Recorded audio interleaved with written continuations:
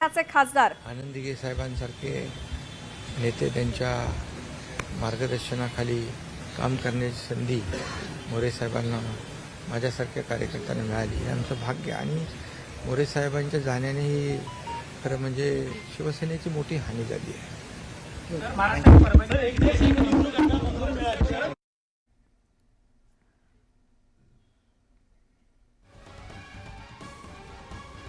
एक मोठी बातमी येते। ठाकरे गटाचे खासदार मोदींच्या भेटीला रवाना झालेत। 7 खासदार पंतप्रधान नरेंद्र मोदींची भेट घेणार असल्याची माहिती मिळते।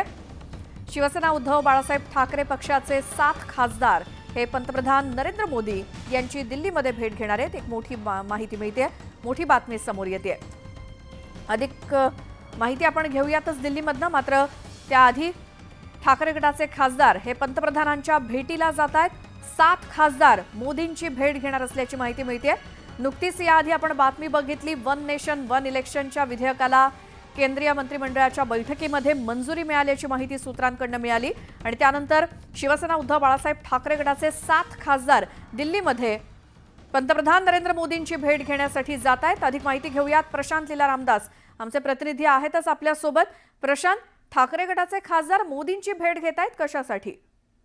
बरोबर, पंतप्रधान नरेंद्र मोदी यांची भेट घेण्याकरिता शिवसेना उद्धव बाळासाहेब ठाकरे पक्षाचे खासदार जे आहेत ते पंतप्रधान नरेंद्र मोदींच्या कार्यालयात दाखल झालेले आहेत।